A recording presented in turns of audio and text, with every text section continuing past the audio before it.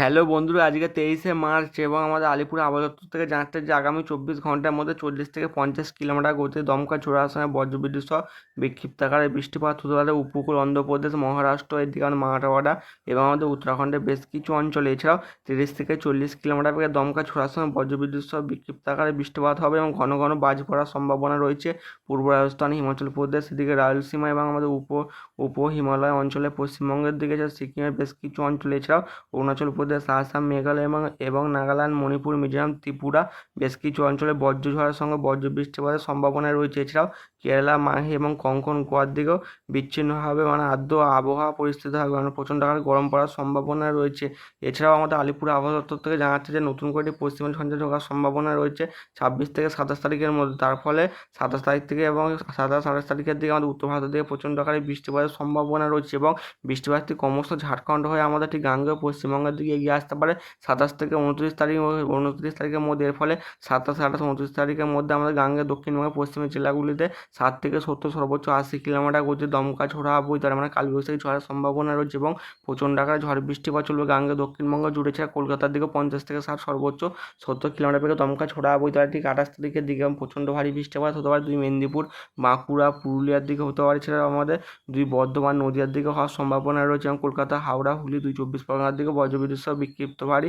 দু এক পশলা ভারী বৃষ্টিপাতের সম্ভাবনা রয়েছে এবং কিছু অঞ্চলে শিলা বৃষ্টিপাতও লক্ষ্য করা যেতে পারে। এবং আমাদের গাঙ্গেয় দক্ষিণবঙ্গে ঠিক 21 তারিখে যে বৃষ্টিপাতটি হয়েছিল তারই ফলে তাপমাত্রা অনেকটাই কমে গেছে আমাদের কলকাতার আশপাশে এবং আজকে ভোরবেলার দিকে কলকাতার দিকে তাপমাত্রা 20 ডিগ্রির নিচে ছিল এবং 23 তারিখের দিকে। এবং আগামী 4 থেকে 5 দিনের মধ্যে আমাদের গাঙ্গেয় দক্ষিণবঙ্গের সর্বোচ্চ তাপমাত্রা 5 থেকে 6 ডিগ্রি পর্যন্ত বেড়ে যাবে, একটু তাপমাত্রা বেড়ে যাবে এবং তাপমাত্রা বাড়ার ফলে ঠিক 27 থেকে 29 তারিখের মধ্যে সেই বৃষ্টিপাতটি হওয়ার ফলে আবার তাপমাত্রা কিছুটা হলেও কমে যাওয়ার সম্ভাবনার কথা জানিয়েছে আমাদের আলিপুর আবহাওয়া দপ্তর থেকে।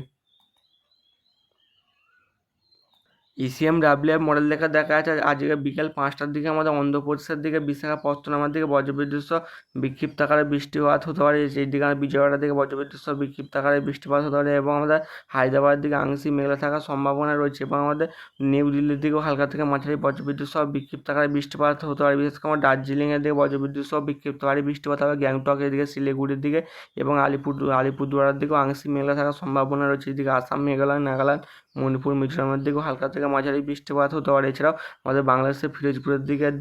এবং খুলনার দিকে আংশিক মেঘলা থাকবে, খুব হালকা আকারে বৃষ্টিপাতেরও সম্ভাবনা রয়েছে। এদিকে আমাদের তামিলনাড়ুর দিকেও হালকা থেকে মাঝারি বজ্রবিদ্যুৎ সহ বিক্ষিপ্ত আকারে বৃষ্টিপাত হতে পারে। এছাড়াও ঠিক আগামীকাল ঠিক বিকেল 4 থেকে 5টার মধ্যে আমাদের উত্তরবঙ্গের দিকে বজ্রবিদ্যুৎ সহ ভারী থেকে দু এক পশলা অতি ভারী বৃষ্টিপাত লক্ষ্য করা যেতে পারে বেশ কিছু অঞ্চলে এবং আমাদের দক্ষিণবঙ্গের দিকেও আংশিক মেঘলা থাকতে পারে ঠিক হাওড়া, হুগলি বেশ কিছু অঞ্চলে এবং কিছু অঞ্চলে হালকা থেকে মাঝারি বৃষ্টিপাত হতে পারে ঠিক পশ্চিমের কয়েকটি জেলাতে হওয়ার সম্ভাবনা রয়েছে এবং বুধবারের দিকেও হালকা থেকে মাঝারি বৃষ্টিপাত হতে পারে গাঙ্গা দক্ষিণবঙ্গের ঠিক উপকূল লাগোয়া অঞ্চলগুলিতে, তবে বৃষ্টিপাত